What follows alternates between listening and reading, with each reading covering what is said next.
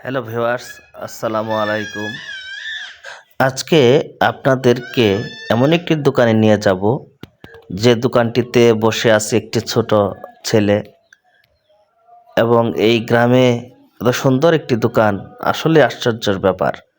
আসুন এই দোকানদার সাথে একটু কথা বলি।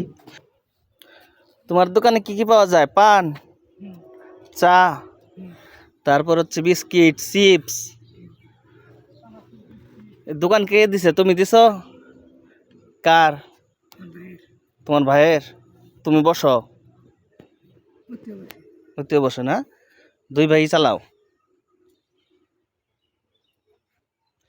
জায়গা কাদের? এটা জায়গা ভাড়া দিতে হয়।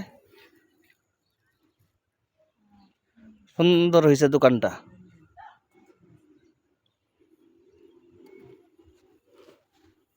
তোমার নাম কি?